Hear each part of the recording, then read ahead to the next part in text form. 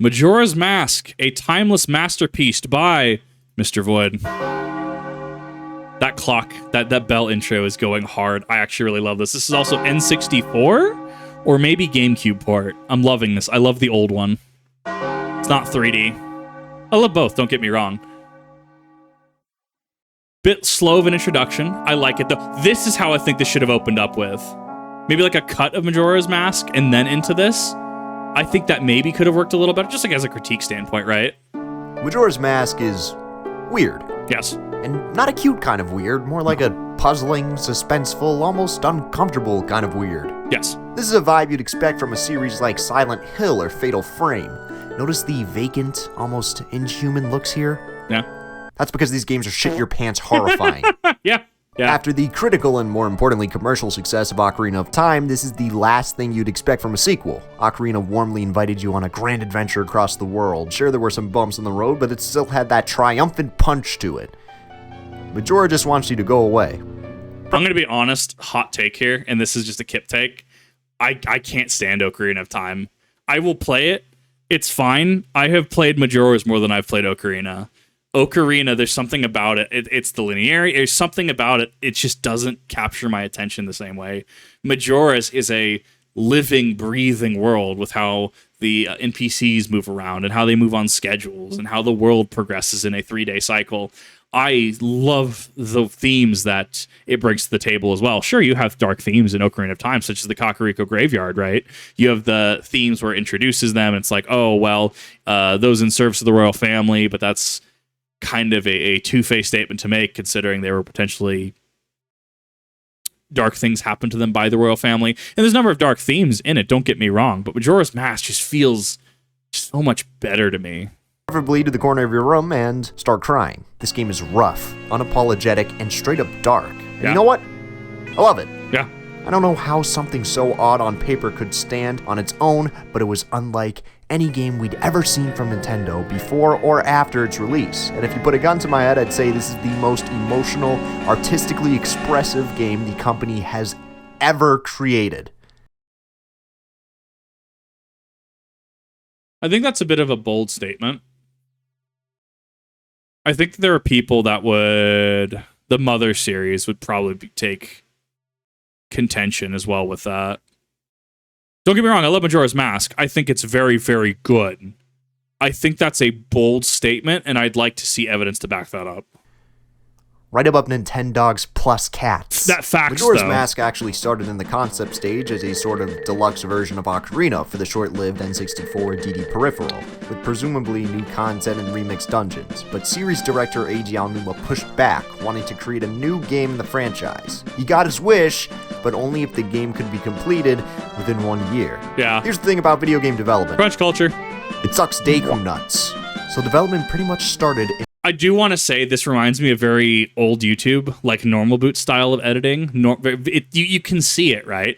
And that's not a bad thing. That's not me detracting from this. I think that this fits really, really well. It's it's just from a different era. It's so cool. immediately and was non-stop. Thankfully, there were plenty of old assets to be recycled from Ocarina. Loads of NPCs, items, and enemies were all reused where they seemed fit. Yeah, you have but it. Old Why not? assets wouldn't be enough to create a new experience.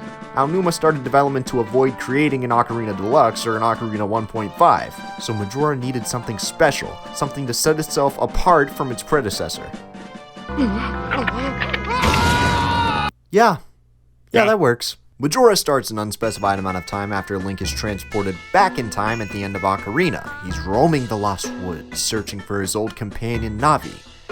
Not sure why anyone would want to have Navi around, but hey, more power to him. Then you get mugged by some jerkweed with a mask, lose your horse, your ocarina, fall down a trippy ass hole, and oh, now you're a tree person in this weird new country Termina.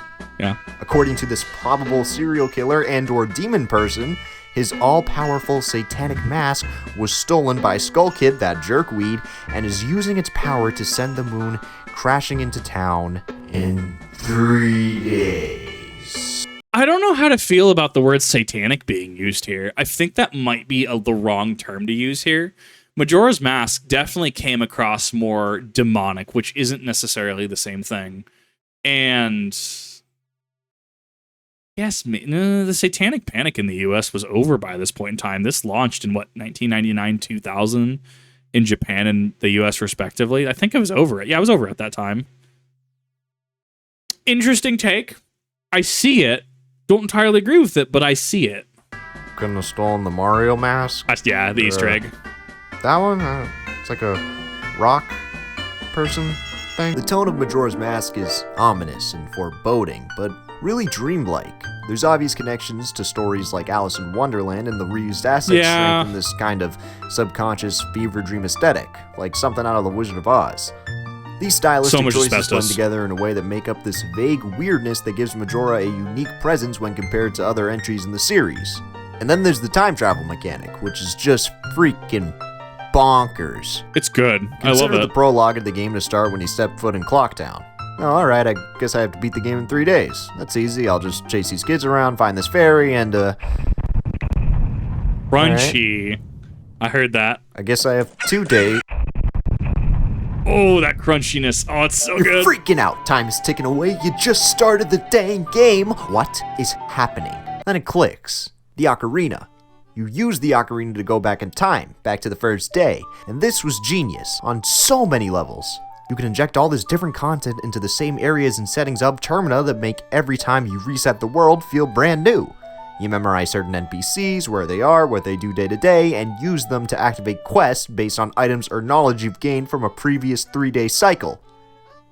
Of course, there's the main quests and dungeons to take care of eventually to beat the game, but the heart and soul of Majora's Mask lies with its many side quests. Mm-hmm. Yes. One thing that stuck out to me my first time playing Majora was how alive the 3-day cycle made Termina feel. The Bomber's Notebook lets you keep track of every citizen of Termina, showing their schedule and when important events involving them will start. Having a schedule system of side quests in a game where you constantly manipulate time is a really neat idea. I love it. I'm smiling because he's hit it right on the head. That Termina feels alive. What do the NPCs do? Let's take Grandma Bomb Lady, for instance, right? We know that at midnight on the first day, right, going into night of the first day and going to midnight, right, we know at 12 o'clock she's going to walk in from North Clocktown, and she's going to get robbed by Sakon, and that's where you can either save her or let Sakon get away with it, right, which, branches into 2 different things, Sakon with Bomb Bag and Sakon without Bomb Bag, which I think you need to have him steal it to have thing to sell to the Curiosity Shop owner for the Anju Cafe side quest, right? And how organically these weave together, because the Anju Cafe side quest is, Cafe's gone missing, and Anju is worried about him. So what do? Well, you talk to Madame Aroma. Hey, are you looking for Cafe, my son? Are you the investigator I sent for? Here, have this mask. Maybe someone will know. Anju knows what happens to him, and then she's like, oh, well, can you mail this? And then you mail that, and then you get a response, and you talk to Anju in the Stockpot Inn kitchen, and sequentially, it's just a bunch of event flags tied together. But it's done in a way that the characters feel alive. And some of the animations do that as well. Like, look at the business scrubs, for instance. They're very careful and delicate in their movements, right? You can see the business scrub animation when I say it. You look at Sakon, who's just prancing around gleefully because he's just this absolute just thief with no morals, or very little morals, who hides out in Akana Canyon.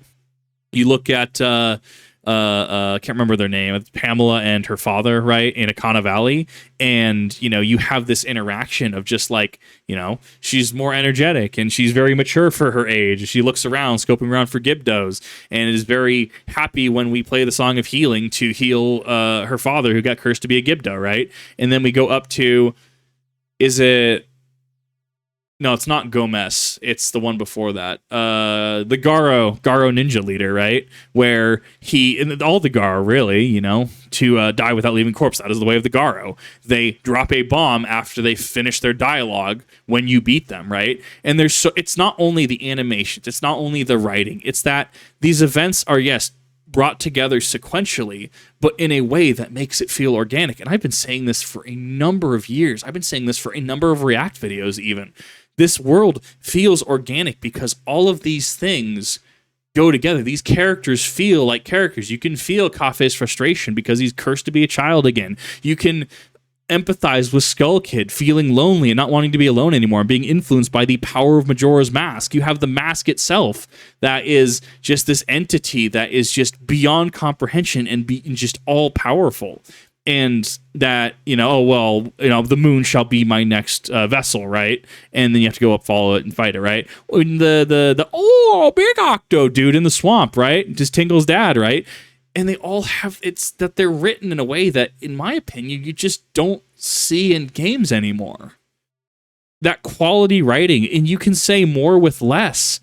All of this coalesces and is cohesive enough together to create this living, breathing experience. It's like Groundhog Day, the video game. Yeah, a lot of people recommend. But Zelda, when you start to really go around Termina and meet all these NPCs, it's a really surreal feeling when you have to go back in time before you even interacted with them. But it also somehow increases the connection you feel to these characters. Yeah. The fan-favorite Lover side quest involves a soon-to-be-married couple whose relationship is ruined when Skull Kid transforms the woman's fiancé into This is the Anjay child. Kafu side quest talking about. about. The fiancé and save their marriage, which still goes on despite the crucial age difference. But even though you keep the rewards of these quests, the actual help you give isn't permanent. There's still a gigantic constipated moon ready to absolutely demolish everything and everyone, and you gotta turn back time before everybody dies. Getting involved in all these NPCs' lives and seeing how they react to imminent death and destruction is morbid. Really morbid. Characters that paid the moon no concern in the first days now cower in fear when the moon draws closer. A little girl's older sister lets her drink what's implied to be alcoholic milk because she'd be too drunk to be aware of her inevitable doom. Yep. Rated B for... Existentialism, my beloved. And that is exactly the point.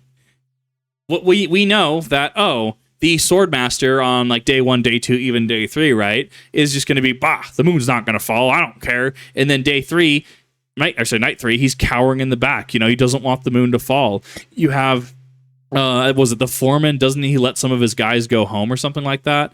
You have the mayor's office where you have the contractors and carpenters that are complaining against the town guard, with the mayor trying to be the median, where, the guards are arguing one thing and the carpenters are arguing the other things. No, sorry, it's the carpenters flee and he's like, I'll finish it myself. And he's just balking at the moon, right? And what was the last one we had here? Yeah, Romani, right? We have really an arguably very messed up interaction where, Chateau Romani is implied to be alcoholic in nature. And it's not like it ham-fists that into you like, this is this, right? It's that it's so subtle in its delivery that if you look for it, if you know the context about what's going on, you can infer what is happening without it outright saying it. It's that subtle storytelling and subtle characterization that adds so much that modern games just lack. Too drunk to be aware of her inevitable doom. It's, Rated B for... Showing how these characters react to such terrifying circumstances humanizes them more than dull NPCs whose purpose is over once you gain a reward from them. It really makes you want to fill out the bomber's notebook and help out everyone in Termina until you have to reset everything. Yeah, this game is f***ed up. While time travel affects your rupee count and item supplies, important dungeon items, weapons, and side quest rewards will always stay with you. Like all dust freaking masks. Yeah. Masks are the best side quest rewards in Zelda, period. Want to be invisible to the naked eye? Boom, stealth mask. Run really fast? Bam, bunny ears. Drink beer? Blam. Middle-aged man. You can also do that.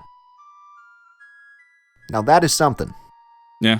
These are the Dance best mask. side quest rewards because the value here is simply through the roof, but there's also transformation masks, arguably the most important new addition to the game.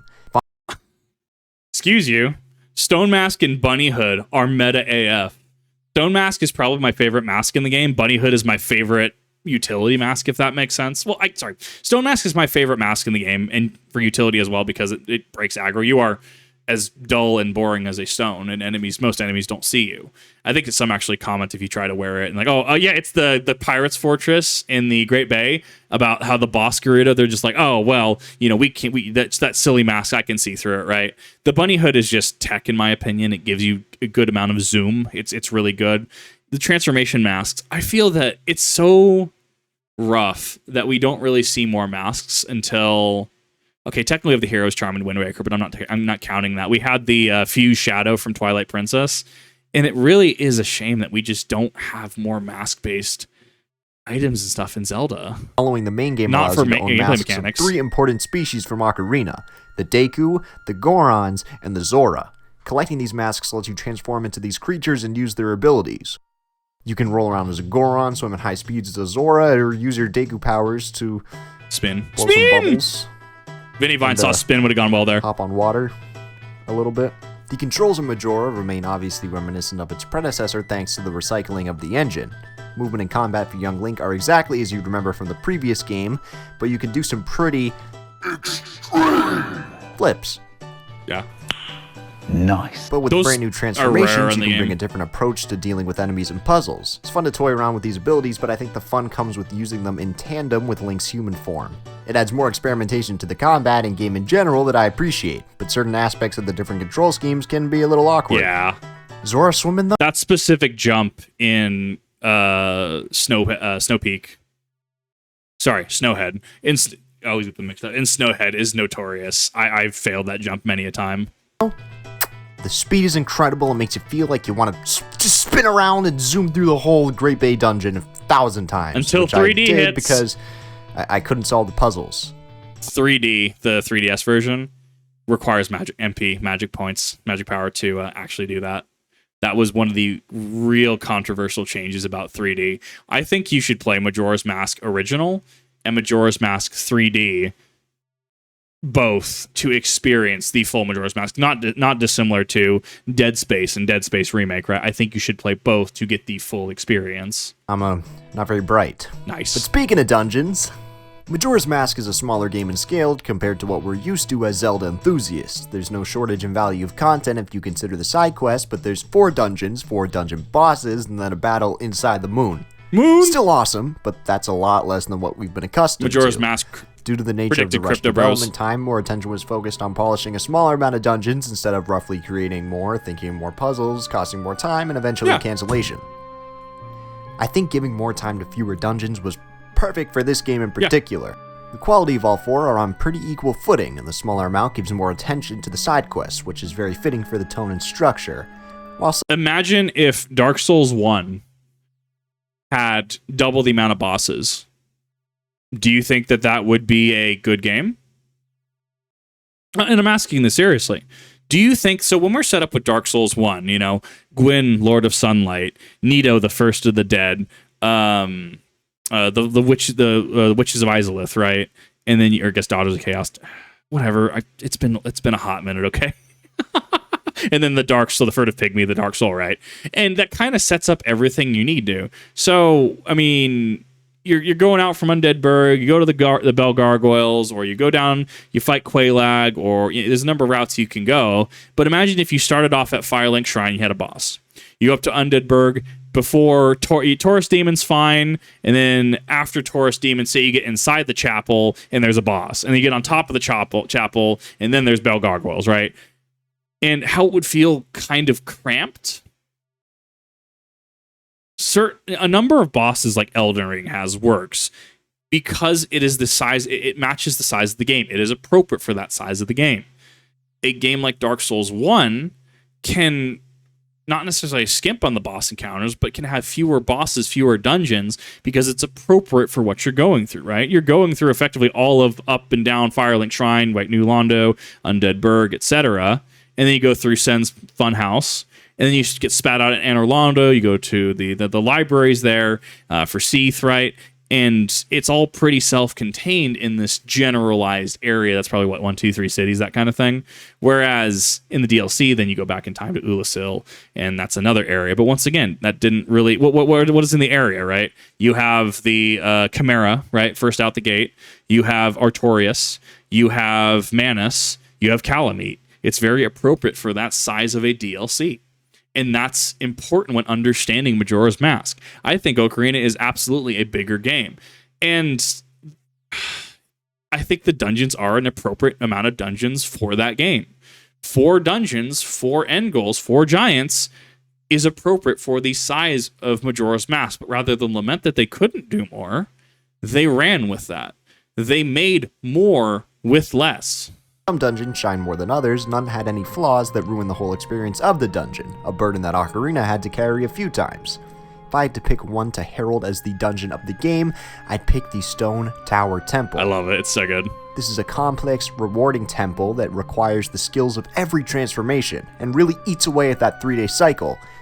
Leaving the temple unfinished to save your own skin was a real possibility, and a damn suspenseful one at that. I had to do it. But the cherry on top was finding the giant mask and using it for your own insane, epic kaiju boss battle.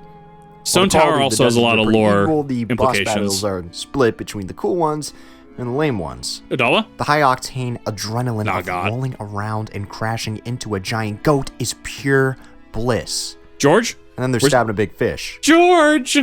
Different levels of intrigue there. But what kind of Zelda video would this be without talking about yet another fantastic score? The game's soundtrack, composed once again by Koji Kondo, perfectly projects the tone and feelings that surround Termina. Real shocker there. Hopelessness, Some help despair. from fellow composer Toru Minegishi, Kondo blends all these types of emotions that really shouldn't mix into this melting pot of excellence. What, you think I'm joking? Nah. This is the kind of game that can jump from the dark and brooding to the happy and cheery and the empty existential crisis, all on a whim, like in a snap. It's great. Some tracks are lifted from Ocarina, but every original song in Majora is a classic. All great game soundtracks have a good range of emotion, but Majora's Mask can encapsulate suspense, sadness, joy, fun, and straight up weirdness in a way that only strengthens its identity. That's because the identity of Majora's Mask, in my humble opinion, is the human identity. I've seen many interpretations of where the message of Majora lies in the grand scheme of things. Some consider it a story of death and overcoming grief, and there's some I think that's been canonically disproven, though. I think that they came out and said that is a limited way to view it. credence to that. The masks you obtain all come from figures that are very concretely dead.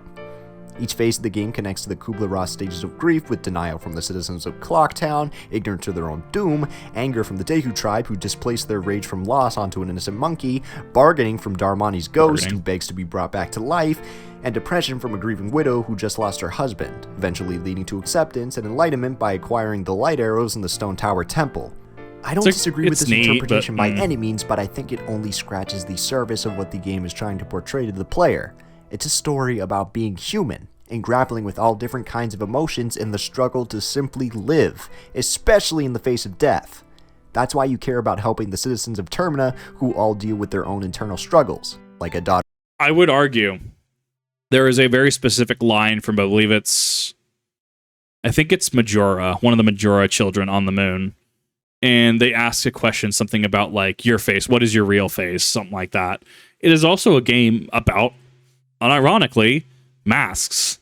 How everybody wears a mask, whether it's a customer service mask, whether that's a technician mask, whether that's going to be, I gotta deal with my family again, right? Everyone wears masks, and each of these masks do different things.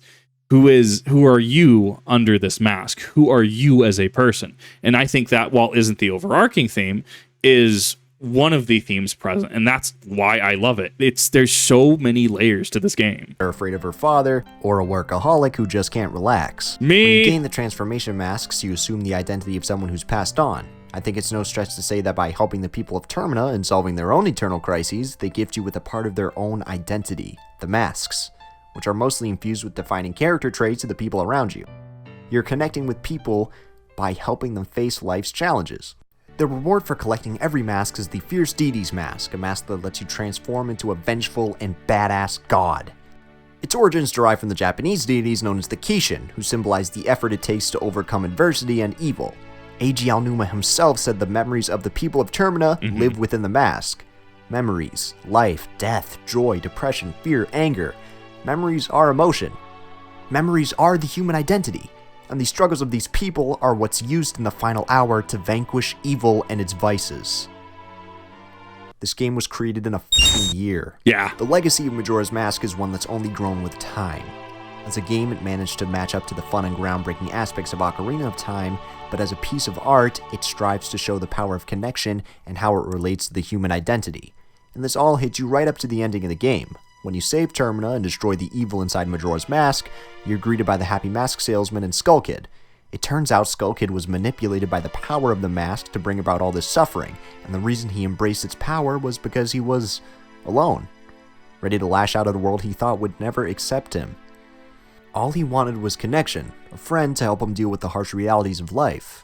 The Happy Mask Salesman, who's been an enigmatic and slightly creepy character throughout the entirety of the game, then imparts the most meaningful farewell in the game, making light of how people come and go. But if you go through the effort of collecting every mask, he'll emphasize that you've made your masks and in turn the people of Termina extremely happy. I didn't know this was a bonus, It feels actually. intrinsically satisfying and can evoke any number of feelings on your first playthrough. I actually didn't know that was optional. I thought that this happened regardless. I just generally get every mask, right? I didn't know that was. I didn't know this was a bonus line. If you haven't played Majora's Mask, you're missing out on the most unique and emotionally resonating Zelda experience. And if you have played it, play it again. Yeah, I know. I need to. Thanks for reminding me. My randomizer, I kind of just stopped midway too. I need to play Majora. I've been itchy to play Majoras again. No, he brings a lot of good points to the table. And as you can see, this is a game that is very thought-provoking. This is one of those games. I do like the outro, by the way. It goes hard. This is one of those games that just makes you think and makes you want to delve more into it. What other games do that? Dark Souls? Who really wins in Dark Souls? You light the flame. Relight the first flame. People suffer. You don't relight the first flame. People suffer. Interesting, right? No, I really like this. Yeah, I need to go play through it again. This was really great. I love talking about a game that I've played many times before. I think this was a really good video. I like some of the more, I guess, retro style of editing. It felt very normal boots, felt very older JonTron, older Peanut Butter Gamer to me. That's not a bad thing in the least. That is something that I think was very cool. I think that is something that I just haven't seen in a hot minute. And I agree. Majora's Mask is such a good game. I can't, in good faith, recommend it because it's a very heavy game in a lot of places. It is a very taxing experience if you're not in a good mindset. But if you're okay with that, it is a very, very good game, and there is a reason it is one of my favorite games of all time. But I digress. This was amazing. Thank you for this, MrVoid. If you haven't checked out MrVoid and you liked this one style of editing to the content, 3, kind of what they're doing, right? It looks like they have a... it looks like there was a potential Mario Sunshine video that they have. Definitely go check them out. This was awesome. MrVoid, I hope that if you're seeing this, I don't know if you're okay with rat content or not. If you're not okay with this, I can absolutely take this down. No worries, no hard feelings. I hope that I've added enough to kind of, be that difference, to kind of add feedback, add comments, add criticism, all that fun stuff. Keep on trucking. I think this was cool. I think this was a nice, refreshing video to watch with a lot of modern YouTube. So thank you, everyone. I really do appreciate it. Let me know your thoughts in the comment section down below. I'll see you in the next one.